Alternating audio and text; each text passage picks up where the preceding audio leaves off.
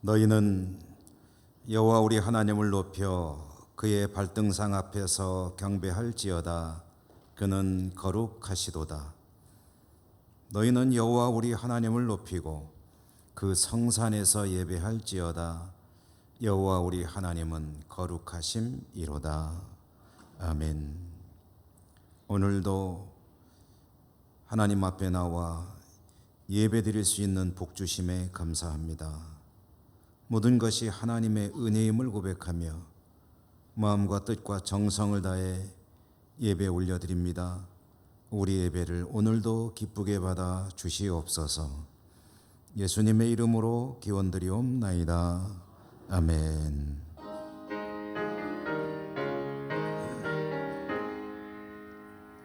만복의 근원 하나님,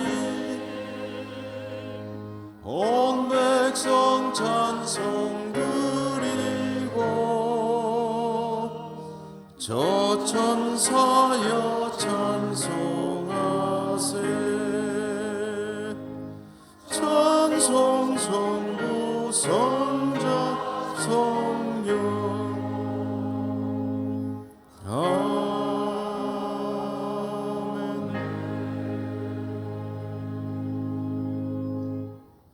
다 함께 고백의 기도를 드리시겠습니다. 오늘도 하나님 앞에 서서 부끄러운 마음으로 회개하며 이 고백의 기도를 드립니다. 주님께서는 말씀에 따라 살라 하셨는데 그렇게 하지 못하고 내 생각, 내 계획대로만 살았습니다. 나만이 주님 앞에 의인인 것처럼 살았고, 그러면서도 내 뜻대로 안 되면 좌절하고 낙심하고 믿음 없는 모습으로 살았습니다. 오염된 몸과 마음을 주 성령의 은혜로 깨끗이 씻어 주시옵소서. 이 시간 하나님 앞에 저희들의 모든 숨겨진 은밀한 죄와 허물들까지도 침묵하며 고백합니다.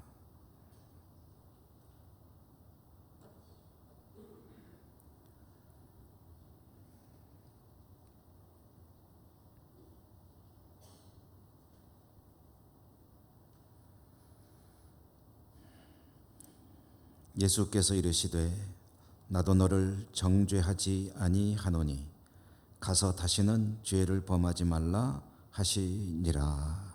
아멘. 오라 우리가 여호와께 노래하며 우리가 감사함으로 그 앞에 나아가며 여호와는 크신 하나님이시요 땅의 깊은 곳이 그의 손 안에 있으며 바다도 그의 것이라. 그가 만드셨고 오라 우리가 굽혀 경배하며 그는 우리의 하나님이시요 우리는 그가 기르시는 백성이며 그의 손이 돌보시는 양이기 때문이라. 아멘. 사도신경 신앙 고백합니다. 나는 전능하신 아버지 하나님 천지의 창조주를 믿습니다. 나는 그의 유일하신 아들 우리 주 예수 그리스도를 믿습니다. 그는 성령으로 잉태되어 동정녀 마리아에게서 나시고 본디오 빌라도에게 고난을 받아 십자가에 못 박혀 죽으시고 장사된 지 사흘 만에 죽은 자 가운데서 다시 살아나셨으며 하늘에 오르시어 전능하신 아버지 하나님 우편에 앉아 계시다가 거기로부터 살아있는 자와 죽은 자를 심판하러 오십니다. 나는 성령을 믿으며 거룩한 공교회와 성도의 교제와 죄를 용서받는 것과 몸의 부활과 영생을 믿습니다. 아멘.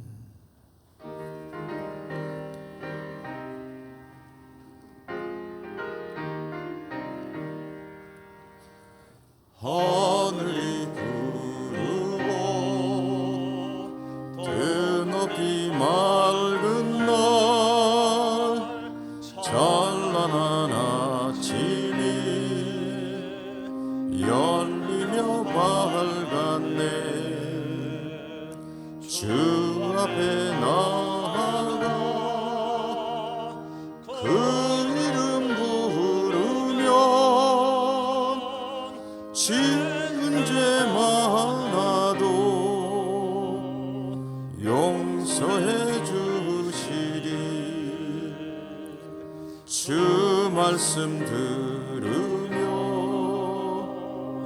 가슴을 여는 날 기쁨의 파도가 밀려와 닿네. 피곤한 몸과 마음 편안히 쉬는 날 성전에 나와서 주 찬양하리라. 걱정과 근심이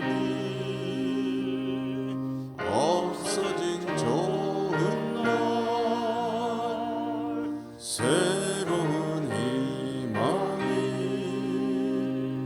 솟구쳐 오르네. 생명의 양식을 땅에서 맛보면 하늘의 은총을 넘치게 주시리.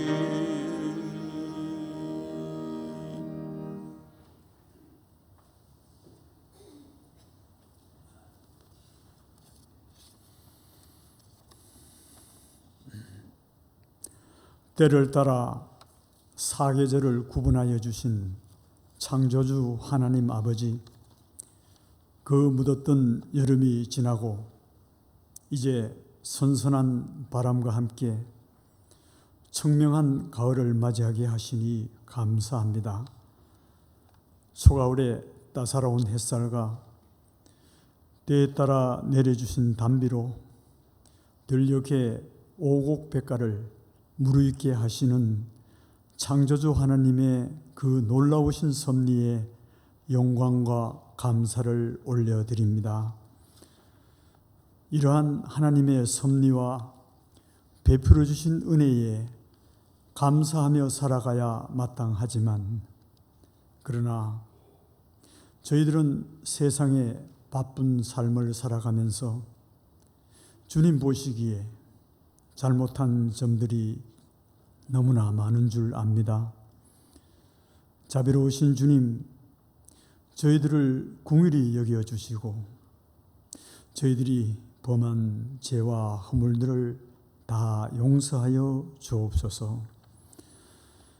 내가 이 반석 위에 교회를 세우리니 음부의 권세가 이기지 못하리라. 100여 년 전 이곳에 예천교회를 세우시고 오늘까지 어려운 가운데서도 지켜주심을 감사합니다. 앞으로도 우리 예천교회를 통하여 하나님께 영광이 되고 하나님의 뜻을 이루어 드리는 좋은 교회로 쓰임받게 하옵소서. 자비로우신 주님, 우리 교우들 중에는 중한 병고로 인하여 투병하며 힘들어하는 한우들이 있사오니 주님께서 능력의 손으로 안수하여 주사 어서 속히 나음을 받을 수 있도록 크신 은혜 베풀어 주옵소서. 또한 세상의 힘든 삶에 지치고 힘들어하는 영혼들도 있는 줄 아오니 주님께서 저들을 찾아가 주시고 그들의 어려운 고민들을 다 들어주사 해결하여 주시며 그들의 마음에 주님 주시는 평안을 누리게 하여 주옵소서. 역사를 주관하시는 주님, 이 어려운 시기에 우리나라를 긍휼히 여겨주시고 복내려 주옵소서. 한일 간 갈등이 잘 해결되게 하여 주시며 정치, 외교, 경제 등 어려운 현안들이 잘 해결되어 우리 대한민국이 더욱 굳건한 나라로 발전할 수 있도록 인도하여 주옵소서. 오늘 또 강단에서 하나님의 말씀을 선포하실 목사님께 성령의 두루마리를 입혀주사 저희들이 그 말씀을 들을 때에 30배, 60배, 100배의 열매를 거둘 수 있도록 역사하여 주옵소서. 이 모든 기도 드리올 때 교회의 머리가 되시는 예수님 이름으로 기도드립니다. 아멘.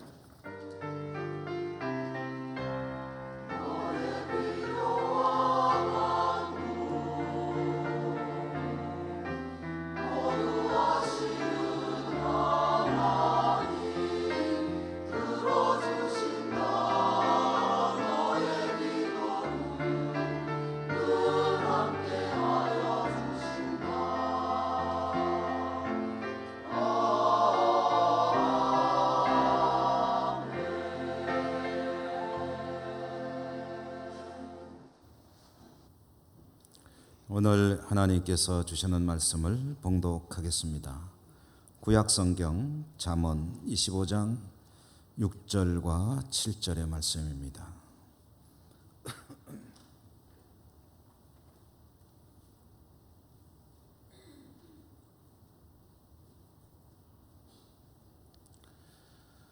왕 앞에서 스스로 높은 채 하지 말며 대인들의 자리에 서지 말라.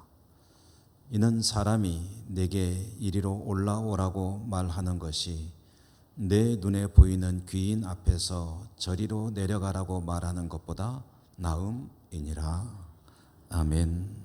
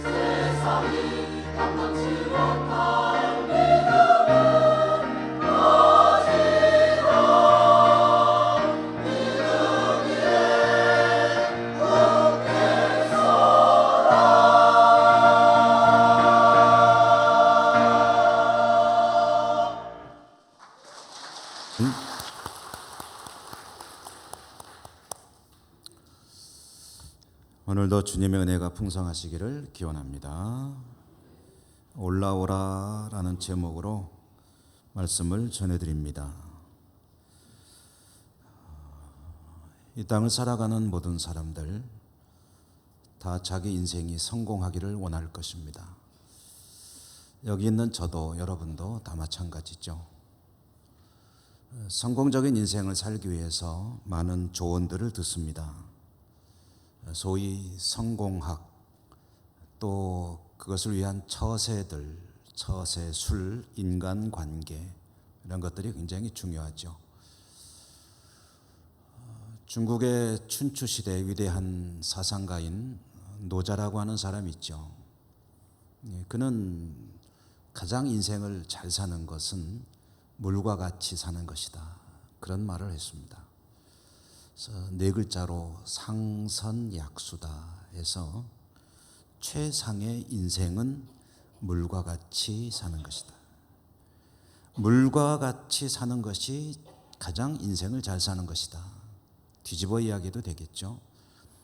그 이유를 한 8가지 정도를 이야기하는데요. 그 8가지 정도 이유를 다 말씀드릴 필요는 없을 것 같고, 우리에게 가장 익숙한 그 중에 이야기 하나는 물은 항상 높은 곳에서 낮은 곳으로 흐른다.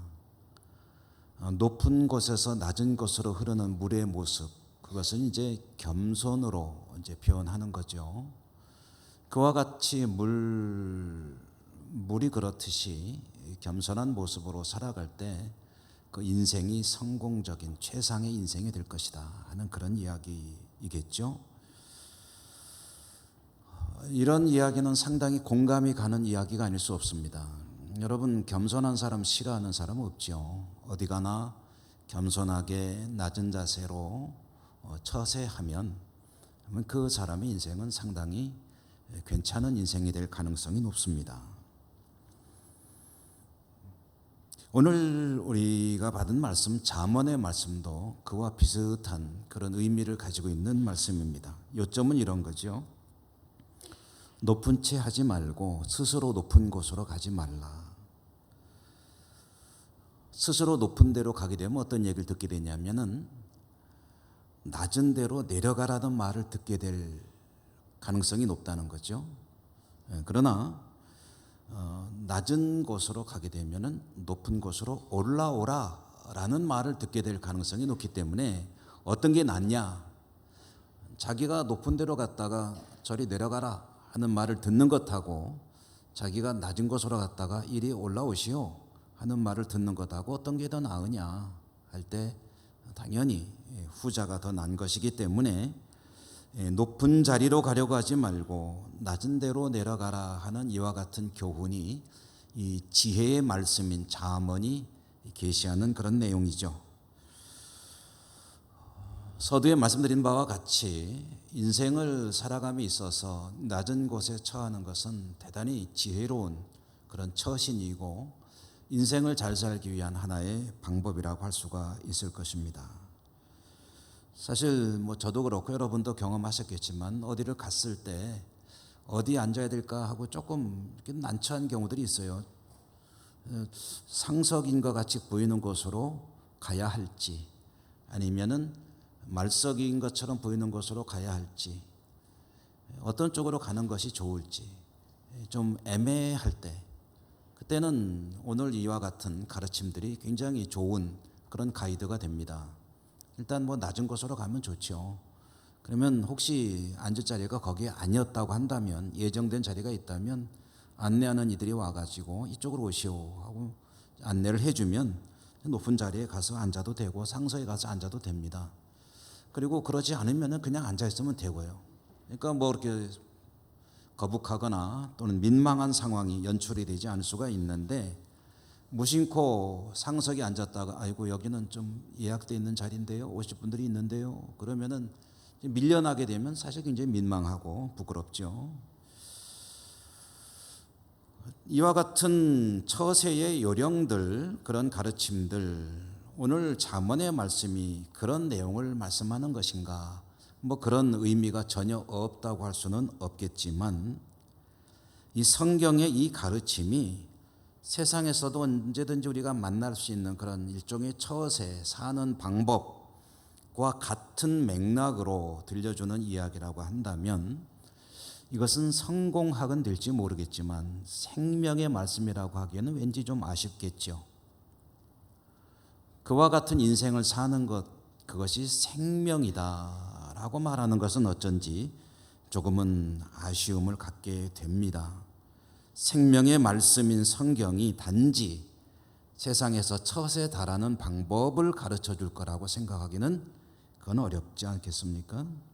오늘 잠언의 말씀, 스스로 높은 체하지 말라라고 하는 이 말씀을 그냥 받으면은 그렇게도 이해할 수 있겠으나 성경이므로 이 말씀을 조금 다른 말씀과 짝해가면서 해석을 하는 것이 좋겠다 하는 생각입니다.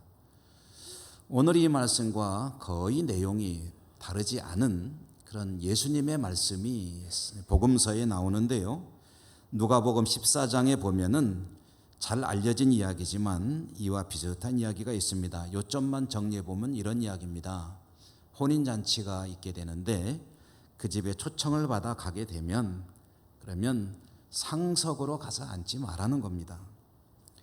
처음에 가가지고 높은 자리에 앉았을 때 너보다 더 높은 자리에 앉으리가 미리 초청이 돼 있었고 그가 혹시 나중에 오게 되면 너한테 당신한테 밑으로 좀 자리 좀 비켜달라고 하지 않겠느냐. 만약에 그렇다면 부끄럽게 말석으로 내려가게 되지 않겠느냐. 그러지 그렇게 하지 말고 처음부터 말석에 가서 앉아라. 말석에 가서 앉았는데 내가 윗자리에 상석에 앉을 그런 계획이었다고 한다면 그럼 사람이 와서 아이고 이리로 올라오시지요 라고 안내를 해주지 않겠느냐. 그러면 그리로 가서 앉으면 그곳에 있는 사람들이 다 너를 존경스럽게 볼 것이다 하는 그런 이야기를 들려주신 겁니다. 자, 여러분 이 내용만 들으면 역시 우리가 뭐 도덕경에 나오는 이야기든 또는 잠언에 나오는 이야기든 주님의 말씀이든 뭐 별로 다른 것 같지 않아 보입니다. 우선 그러므로 우리가 이 이야기를 조금 파헤쳐 볼 필요가 있는데요. 우선 이 이야기가 예수님께서 하신 말씀인데 누구에게 한 이야기냐 하는 것이 굉장히 중요합니다. 그 속에 주님의 의도가 들어있기 때문에요. 주님께서 하신 이 이야기 대상 들어야 될 사람이 누구냐 하면은 누가복음의 앞뒤를 보면은 바리새인들과 율법 교사들에게 하신 이야기라는 것을 알 수가 있습니다. 바리새인과 율법 교사. 이 이야기와 관련해서 이 사람들이 어떤 사람들이냐, 뭐 너무 많은 그런 특징들을 가지는 사람들이지만 이 말씀과 연결해서 보면은 바리새인과 율법 교사는 어떤 사람들이냐 하면은 상석에 가서 앉는 것이 익숙한 사람들입니다. 자신들도 그렇게 생각하고요. 다른 사람들도 그렇게 생각을 합니다. 그러니까 그런 문화 가운데 살아가는 거죠. 이 사람이 상석에 앉는 것이 자기나 다른 사람이나 다 자연스럽게 생각하는 그런 문화 속에 살아가는 그 사람들에게 주님이 말씀하신 거예요. 위로 가지 말고 내려가라. 여러분 그렇다면 주님께서 말씀하신 의도가 있을 터인데 그럼 주님이 속에 품고 있는 뜻이 무엇일까? 이것은 또 조금 다른 관점에서 주님이 가장 관심을 가지고 있는 게 무엇인가? 다시 말해 주님의 관심사가 무엇인가 하는 것을 염두에 두고 이해를 해봐야 주님의 뜻을 알 수가 있을 겁니다. 여러분 주님께서 가지고 있는 최고의 관심사가 무엇입니까?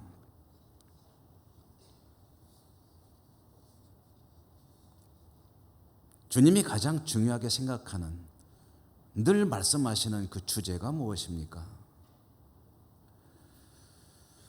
주님의 관심은 이 땅에 있지 않습니다.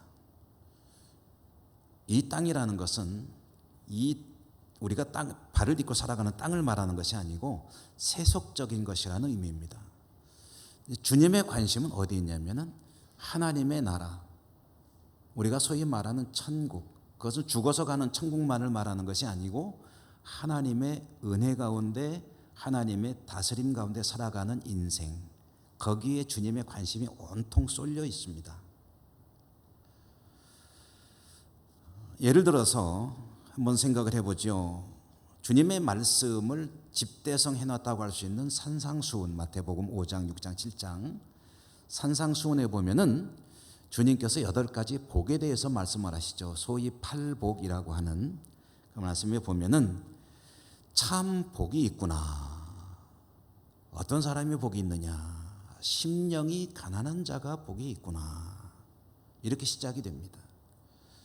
여러분, 심령이 가난한 게 복이 있다 없다라고 말할 수 있는 건 아니잖아요. 우리는 그런 게 복이 있는 게 아니잖아요. 우리가 생각할 때는 심령이라는 건 별로 그렇게 중요한 게 아니고, 우리의 생활이 넉넉하고 풍성하고 그래서 모자람이 없고 할 수만 있으면 남들 앞에서 의시되고 살 수 있으면 그게 복이 있는 거라고 생각하지 않습니까? 자기가 하고 싶은 거 다 할 수 있고 좀 넉넉하고 풍성한 인생을 살아가는 것이 복이 있다고 생각하는데, 그 심령이 가난하고 이런 거는 관심도 없죠, 사실. 그런데 주님은 어떤 사람이 복이 있느냐, 돈이 많고 세상에서 명성을 많이 얻는 것이 복이 있다라고 말씀하지 않으시고 심령이 가난한 것이 복이 있다. 하나만 더 얘기해 볼까요? 애통하는 자가 복이 있다. 여러분, 애통하는 것은 우리는 복이 없는 거죠. 슬픔이 가득 차 있는 게 어찌 복입니까? 그게 복이 없는 거지. 복 있는 것은 항상 웃는 거죠. 소문 만복내, 웃으면 복이 와요. 항상 웃을 일이 많은 것이 복이 있다고 생각하는데, 주님은 말씀하신 것을 애통하며 살아가고 있는 자는 복이 있도다 라고 말씀하신단 말입니다. 그러면 우리가 생각하는 것과 왜 이렇게 다르냐 하면은, 주님의 관심, 주님의 오직 집중하는 것은 하나님의 다스림 속에 있는 것이기 때문에 그렇습니다. 왜 심령이 가난한 자가 복이 있느냐? 하나님의 나라, 하나님의 은혜에 대해서 늘 배고파하는 자가 복이 있다는 말씀이고요. 애통하는 자가 왜 복이 있느냐? 하나님의 나라 안에서 살아갈 때에 하나님 앞에 자신의 모습이 너무나도 모자라고 부족하기 때문에 늘 그것을 슬퍼하는 자가 복이 있도다라는 이야기거든요. 팔복만 그런가요? 조금 더 이야기해 볼까요? 주님께서 같은 산상수훈에서 말씀하시죠. 먹고 마시고 입고 무엇을 먹을까, 무엇을 입을까, 무엇을 마실까, 어떻게 살아갈까 하는 것들에 대해서는 너무 그렇게 몰두하지 마라. 골몰하지 마라. 그런 거 염려하는 것은 어떤 사람들이 하는 것인 줄 아느냐? 그거는 하나님 모르는 사람들이 그런 염려하는 것이고, 하나님의 백성들은 무엇에 골몰하고 무엇에 집중하고 무엇에 몰두하느냐? 어떻게 하면 하나님의 나라와 의가 내 삶 가운데 이루어질 것인가? 그것에 집중하는 사람들이 하나님의 백성들이다. 그러므로 너희는 무엇을 먹을까, 무엇을 마실까 하는 것은 하나님께서 다 알고 계시니까 하나님께 다 위임하고 하나님께서 주시는 대로 먹고 마시고 살고 저 성실하게 땀 흘려 살면 되는 것이고, 너희의 머릿속에, 너희의 눈은 오직 하나님의 나라를 바라보며 살아야 한다 라는 가르침을 주시거든요. 여러분, 그거 복 있는 겁니까? 그러니까 여러분, 뭐 요즘에 유행하는 표현 중에 하나가 뭐 기승전결 할 때 끝에는 항상 기승전 뭐 밥, 기승전 뭐 아들, 뭐 그런 식으로, 어떤 분들은 기승전 뭐 물질에 많이 좀 집중하는 분들은 돈, 뭐 이런 식으로 얘기할 수 있겠죠. 근데 주님은 뭐냐면 결국 기승전 천국이다. 모든 것이 하나님의 나라, 하나님 안에 사는 것, 하나님의 다스림 속에 살아가는 것만이 주님이 관심을 두는 것이고, 주님이 말씀하시고 싶은 것이고, 주님이 가르쳐 주시고 싶은 것이고, 이 땅에 사는 모든 사람들에게 그것이 이루어지기를 원하시고, 그러니 주시는 말씀마다 오직 하나님의 나라 천국에 관한 이야기만 하시는 거고요. 자, 그러면 이런 이해를 가지고 오늘 우리에게 주시는 이 말씀을 한번 들여다보십시다. 상석으로 가지 말고 말석으로 가라.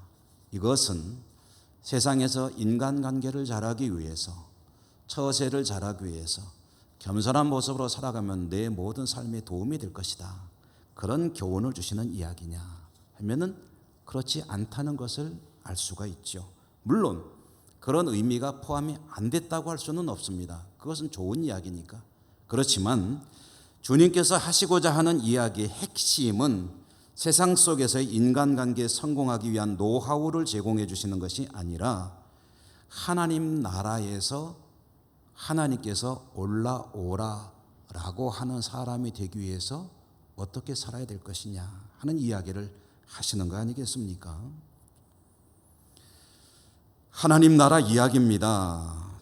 구체적으로 말하면 하나님 앞에서 스스로 높아지지 말고 낮추라는 이야기입니다.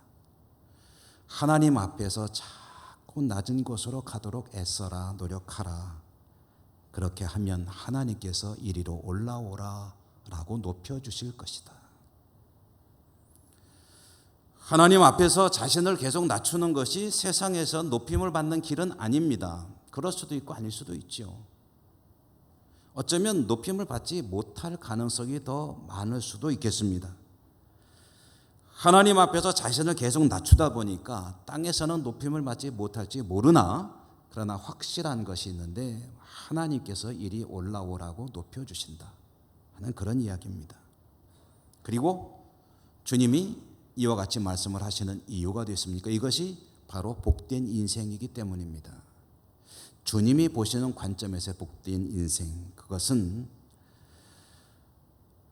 하나님의 나라에서 하나님의 은혜 가운데 하나님께서 높여주시는 인생을 사는 것이다.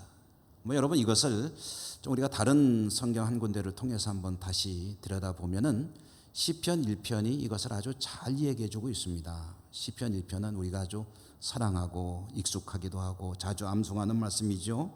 그 시편 1편이 어떻게 시작이 됩니까? 복 있는 사람은, 복된 인상이라는 것에 대해서 한번 얘기해 보자 이런 얘기입니다. 복받은 인생, 복되게 살아가는 인생이 어떤 것이냐 라고 이야기를 꺼내는 시편 1편, 복 있는 사람은에 대해서 몇 가지 이제 그 조건들 내지는 요건이라고 하는 게 더 낫겠군요. 모습들을 이야기하는데 악인의 꾀, 죄인의 길, 오만한 자의 자리에는 안 앉고 그런 것들과는 상관없이 살아가는 사람이라는 거죠. 오직 무엇을 마음속에 담아두고 살아가는 사람이냐 하면은 여호와의 율법을 즐거워하여 그 율법을 주야로 묵상하는 자로다. 하나님의 말씀을 내면에 잘 간직하고 그것을 되새김질하고 서가 되새김질 하듯이 늘 묵상하며 살아가는 사람이 복 있는 사람이로다.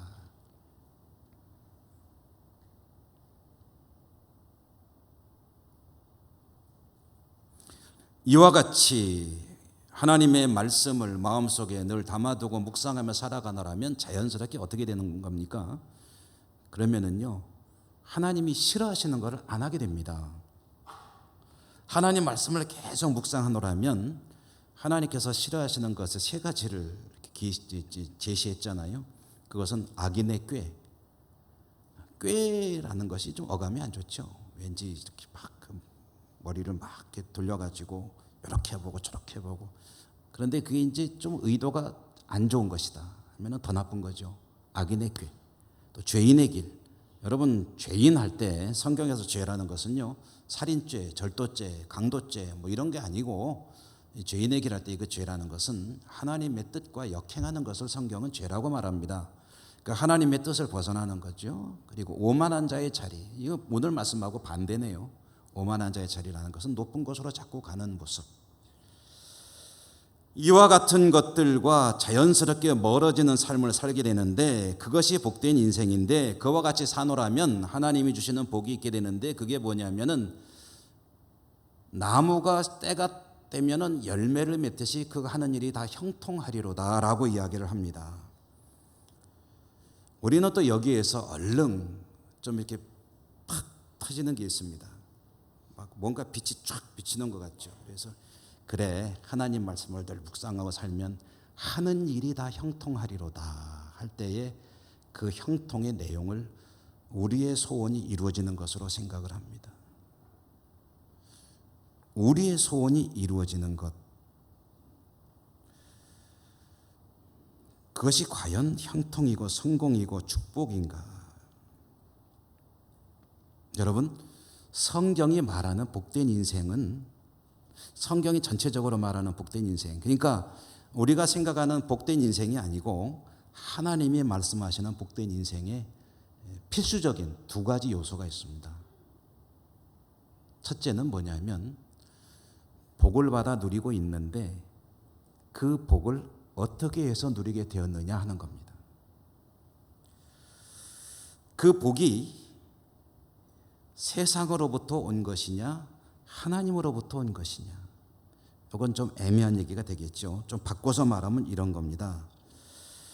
그 복이 어떻게든 내가 수단과 방법을 안 거리고 쟁취해서 가지게 된 것이냐, 아니면은 어쩌면 하나님께서 주심으로 내가 자연스럽게 받아 누리게 된 복이냐.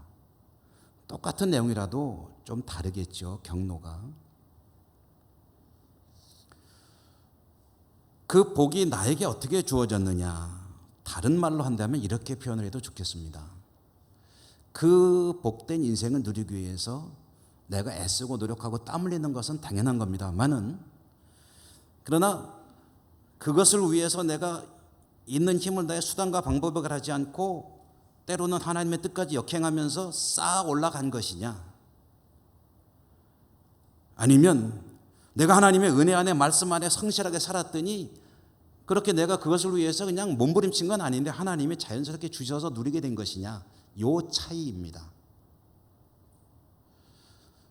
조금 더 이해를 돕기 위해서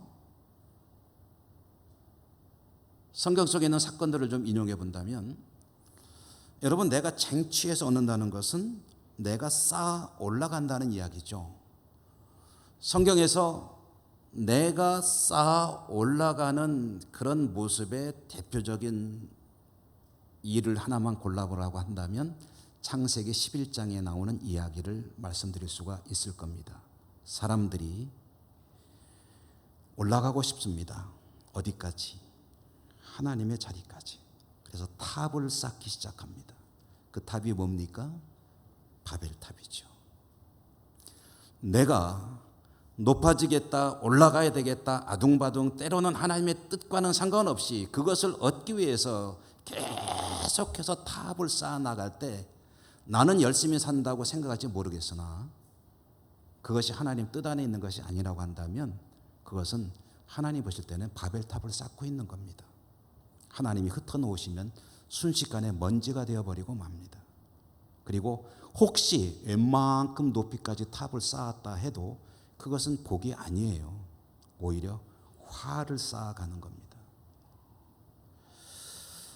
반면에 빌립보서 2장에 보면은 너희 안에 이 마음을 품으라 라고 했던 초대교회의 찬양이 있습니다.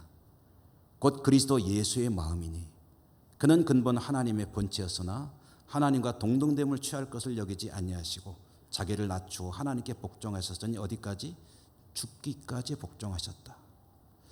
죽기까지 복종하시는 것은 무슨 얘기냐면 하나님 말씀에 따라서 하나님이 원하시는 것을 끝까지 그대로 따라갔다는 얘기예요. 그랬더니 하나님께서 어떻게 했다고요? 그를 높이되 지극히 높였다.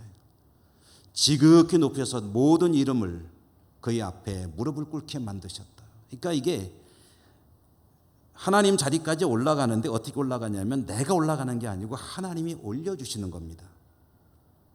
차이가 뭡니까? 내가 어떻게든 올라가려고 발버둥 치느냐, 아니면은 나는 그저 하나님의 은혜 안에 말씀 안에 살았더니 하나님이 올려주시느냐, 그 차이입니다. 성경이 말하는 복은 전자일까요? 후자일까요? 하나님께서 주시는 삶을 누리며 복되게 살아가고 있는데 그것이 내가 모든 수단과 방법을 가리지 않고 얻어낸 것이 아니라 나는 말씀 안에 살려고 노력했더니 하나님이 그와 같은 것을 살게 하시더라 할 때 그게 성경이 말하는 복의 첫째 조건입니다. 두 번째는 하나님으로부터 복을 받으니 사람들이 칭송하더라. 여기서 칭송은 질투가 아니라 마음속으로 나오는 진정한 그런 감복하는 것입니다. 누구나 인정하는 하나님의 복을 받는 그런 모습. 여러분, 사촌이 논을 사면 어떻게 되십니까? 기분이 좋으십니까? 안 좋으십니까?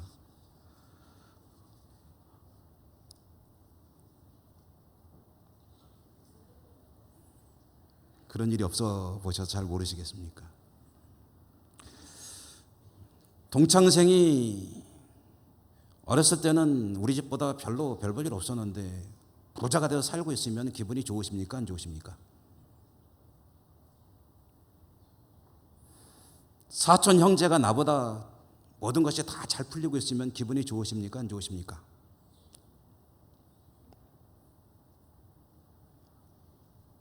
주일마다 만나는 교우가 와서 얘기를 하는데 아이고, 어떻게 모든 일이 이렇게 잘 되는지 그런 얘기 들으면 기분이 좋으십니까? 아니면 겉으로는 웃지만 속으로는 우십니까?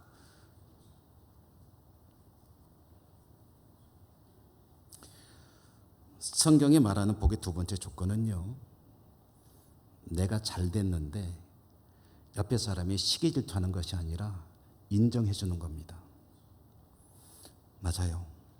당신은 그만큼 복을 받을 자격이 있어요.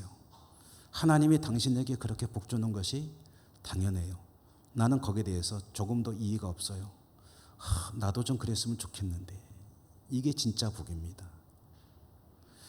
아유, 하나님 참 너무하시네.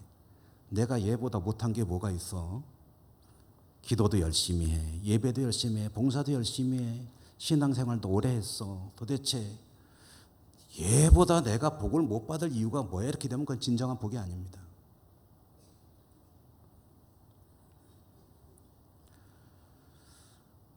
하나님께서 주시는 복을 받아 누려 하며 모든 사람들이 그 사람을 볼 때 맞아요. 그분은 그런 복을 받을 만해요. 그런 사람이어야 해요. 저렇게 사는 게 당연해요. 나도 좀 저렇게 하나님께 복 좀 받았으면, 믿음 생활 저렇게 열심히 잘하고 저런 복 받는 삶을 살았으면 할 때, 그것이 성경이 말하는 복된 인생입니다. 그리고 시편 1편이 그 이야기를 하는 거예요. 늘 하나님의 말씀을 가슴에 담고 살아가다 보니 악인의 꾀와는, 죄인의 길과는, 오만한 자의 자리와는 상관없는 인생을 살게 되고, 그리고 그 삶이 늘 하나님의 은혜 가운데 거하다 보니 시냇가에 심은 나무가 때가 되면 열매를 맺듯이 늘 열매를 맺는 풍성한 삶을, 생통한 삶을 살게 되는 것인데, 그것이 복된 인생인데, 여기 핵심이 무엇입니까? 시냇가에 심겨진 나무인데, 이 말은 성도라는 의미입니다. 늘 빨아들일 수 있는 물이 곁에 있습니다. 그걸 열심히 빨아들여 가지고, 그 열심히 빨아들인 물을 가지고 열매를 맺는 인생을 살아갈 때, 그것이 복된 인생이다. 여호와의 말씀을, 율법을 즐거워한다는 이 여호와의 율법이라는 말을요, 오늘 우리들의 모습으로, 우리들의 상황으로 바꿔본다면 예수님으로 바꿔도 됩니다. 어떤 사람이 복 있는 사람이냐? 예수 그리스도를 늘 마음에 품고 예수 그리스도를 늘 묵상하며 살아가는 사람, 그는 참으로 복된 사람이로다. 그러다 보면 악인의 꾀, 죄인의 길, 오만한 자의 자리, 그런 것과는 상관없이 살아가는 사람이에요. 그렇게 사노라면 그가 하는 모든 일이 다 형통하리로다. 여러분, 그렇게 살아가면 세상에서는 그렇게 순진하게요 못 살아요. 세상이 얼마나 치열한데, 얼마나 머리를 돌려야 되고, 얼마나 때로는 해서는 안 될 일도 하나님 죄송해요 하고서 해야 되고, 세상이 얼마나 치열한데, 그런 말씀, 목사님 순진해서 그러네, 참 세상을 모르시니까 그러네 라고 말씀하실지 모르겠어요. 여러분 정말 그럴까요? 세상은 순진하면, 하나님 말씀대로 살면 반드시 실패하고 망하고 살 수 없는 곳일까요?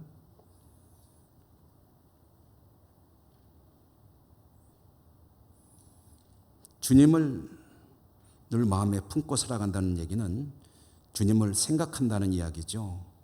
주님을 생각한다면, 그러면 그에게 어떤 일들이 벌어질까? 삶의 의미, 삶의 기쁨, 삶의 보람, 주님이 주시는 그런 새로운 힘과 용기, 능력, 이런 것들이 샘솟게 되어 있습니다. 주님을 마음속에 품고 살아가면. 세상이 조금은 때로는 실망하게 하고 낙심하게 할 일들이 벌어지더라도 주님을 마음속에 품고 있으면 그런 걸 다 극복할 수가 있어요. 그 빅터 프랭클이라고 하는 사람이 있습니다. 많이 들어보신 분들 많이 계실 거예요. 이 유대인이고요. 정신과 의사이고 심리학자입니다. 이 빅터 프랭클이 2차 대전 때 나치에 의해서 수용소에 수용이 되어 있었는데 그 가족들도 이제 같이 있고요. 수용소에서의 생활을 수기와 같이 엮어서 낸 책이 있습니다. 죽음의 수용소에서라는 책입니다.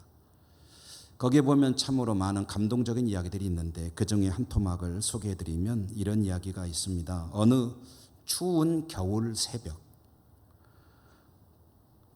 차가운 살을 에이는 듯한 칼바람이 불어오는 새벽에 뭐 옷이라고 제대로 입었겠습니까? 그 옷을 죄수들이 입는 옷이나 마찬가지겠죠. 그런 옷을 입고 유대인들이 하루 일과를 시작하게 되는데 새벽에 일어나서 옷도 제대로 못 입고 신발도 제대로 못 신고 작업장으로 끌려갑니다. 조금이라도 추위를 이겨보려고 옹기종기 다닥다닥 붙어가지고 발걸음 옮기기 어려울 만큼 딱 달라붙어가지고 서로의 체온으로 그나마 추위를 견뎌내며 이동을 하는 어느 새벽, 추운 겨울 새벽에 빅터 프랭클이 그날도 그 일과에 이제 참여하게 되는데 옆에 딱 달라붙어가는 다른 그 수용되어 있는 유대인이죠. 사람이 문득 이런 얘기를 하는 거예요. 아내가 여자 수용소에 있습니다. 이렇게 나는 힘들게 지내고 있는데 아내는 어떨지 모르겠네요. 아내는 좀 편했으면 이렇지 않았으면 좋겠습니다. 그리고 내가 이렇게 힘들게 지내는 것을 아내가 모르는 게 좋을 것 같아요 하고 자기 아내 얘기를 뜬금없이 하는 거예요. 빅터 프랭클이 그 사람이 넋두리처럼 하는 얘기를 들으면서 문득 그 순간에 떠오르는 얼굴이 하나 있습니다. 누구겠습니까? 이 사람이 아내 얘기를 하니 나도 아내가 떠오르는 거죠. 내 아내가. 빅터 프랭클이 자기 아내 얼굴을 떠올리는데 아내의 모습이 떠오를 때 어떤 모습이 떠오르냐면은 환한 얼굴로 늘 자기에게 미소 지어주던, 미소 질 때마다 눈을 찡긋하는 버릇이 있었나 봐요. 눈을 찡긋하며 웃는 그 얼굴, 그리고 상냥하고 사랑스러운 아내의 그 모습, 그게 떠오르는 거예요. 그게 떠오르고 그 아내의 모습을 생각할 때 이 빅터 프랭클의 내면에서 느끼는 거죠. 생에 대한 생기가 솟아오르고 힘을 내서 반드시 살아남아야 되겠다 하는 그런 의지가 솟아나는 겁니다. 제가 이 말씀 묵상하다가 문득 그 이야기가 떠오른 것은 왜일까요? 사랑하는 아내의 모습을 떠올릴 때에 그 기가 막힌 비참한 현실에서 삶의 의욕을 살릴 수가 있다고 한다면 나를 위해 십자가에 죽으시고 나를 영원한 하나님의 나라에서 살게 하기 위해서 그 모진 수모를 다 겪으신 주님, 십자가에 죽으신 그 주님을 늘 마음속에 품고 살아간다면 주님이 주시는 그런 영적인 에너지, 그리고 말씀 속에 살아갈 수 있게 하는 용기, 그런 것들이 솟아나지 않겠느냐? 그건 어쩌면 당연한 것 아니겠느냐? 왜 우리가 말씀을 포기하고 세상에 때로는 타협하고 굴복하며 성도들이 해서는 안 될 일을 하고 해서는 안 될 길을 가고 그러느냐? 이 안에 주님이 안 계시기 때문입니다. 예수 그리스도를 내 안에 모시고 살아가노라면 말씀대로 살아갈 수 있을 것이요, 때로는 세상에서는 높은 자리로 가지 못할지 모르나 하나님께서 이리로 올라오라 하고 높여주실 때가 있을 것입니다. 여러분, 그 은혜가 여러분에게 충만하시기를 주님 이름으로 축원합니다. 은혜로우신 하나님 감사합니다. 오늘도 말씀을 주셔서 받았습니다. 이 말씀이 세상에서 복되게 살아가는 우리의 삶의 능력이 되고 용기가 되고 길이 될 수 있도록 축복하여 주옵소서. 예수님 이름으로 감사하고 기도드립니다. 아멘.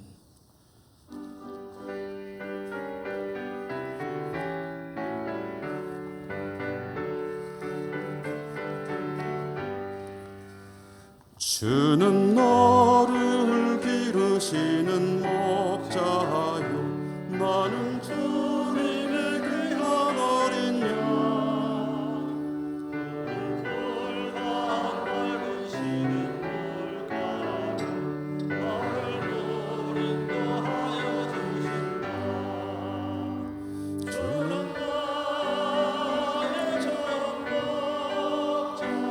나는 그의 어린 양 저를 따라 꼴을 먹여주시니 내게 부족함 전혀 없어라.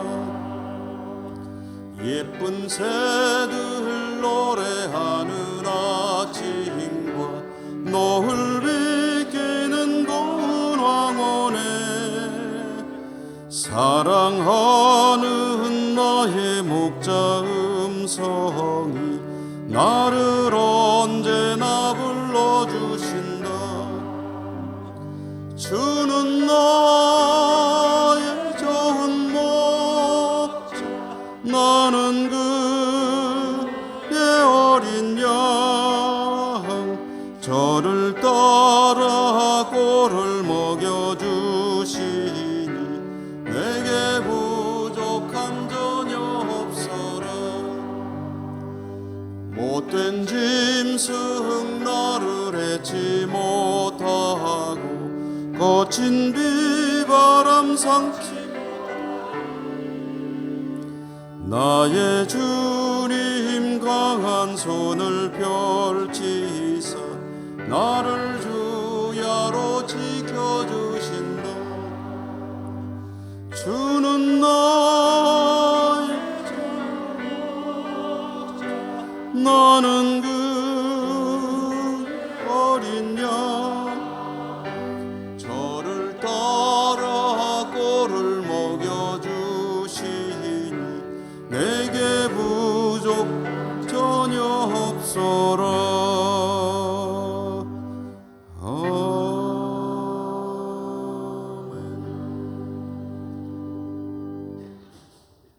하나님 감사합니다. 오늘도 하나님의 은혜로 이렇게 하나님 앞에 나와 예배드릴 수 있음을 고백하고 하나님께 나오는 저희들이 예물을 드릴 수 있음도 하나님께서 채워주신 은혜가 있었기에 가능한 것임을 믿음으로 고백하며 감사와 찬송과 영광을 올려드립니다.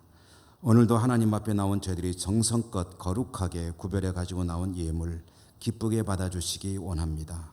쓰이는 곳마다 하나님의 뜻이 이루어지고 하나님의 나라가 확장되고 하나님의 영광 드러나기를 소원합니다. 그리고 드리는 저희들은 하나님 앞에 복되게 살아가는 인생이 될 수 있도록 더욱 축복해 주옵소서. 예수님 이름으로 감사하고 기도 올리옵나이다. 아멘.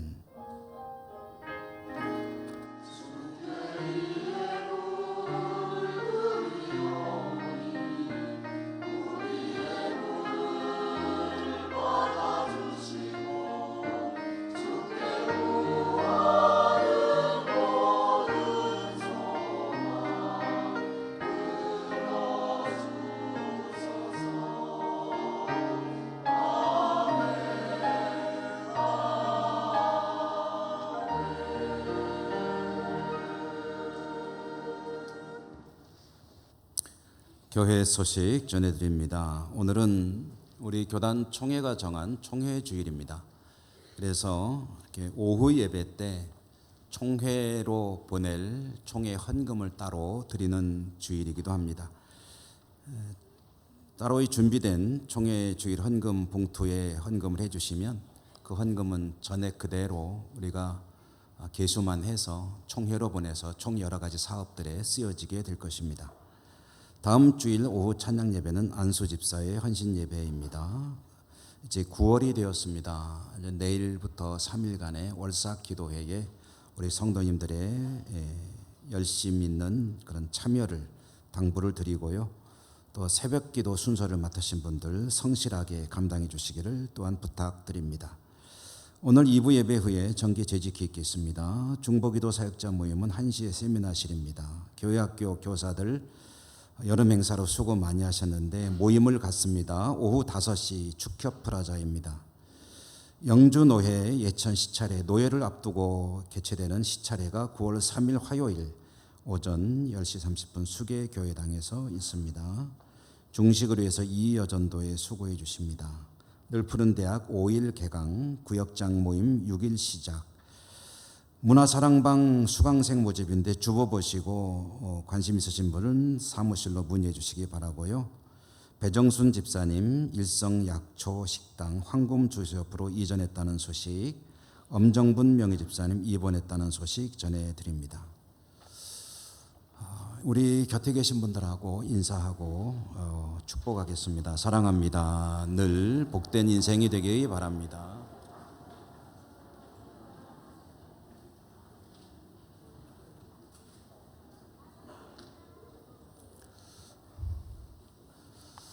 인사 많이 나누셨습니까? 주기도송과 축도로 예배 마치겠습니다.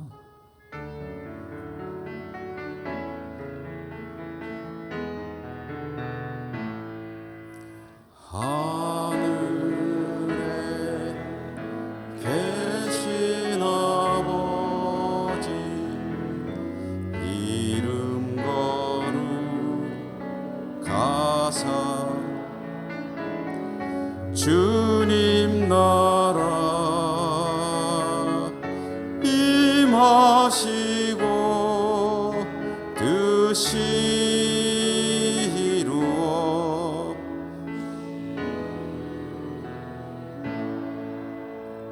일용할 양식 주시고 우리들의 큰 죄 다 용서하옵시고 또 시험에 들게 마시고 악에서 구원하소서. 내게 주의 나라 주의 권세 주의 영광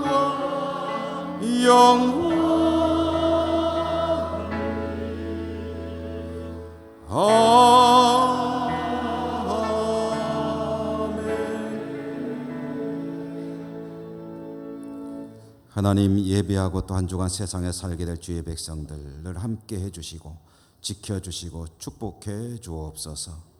병상의 환우들에게 긍휼과 자비를 베풀어 주시고 흩어져 살아간 우리 모든 가족들을 지켜 주옵소서.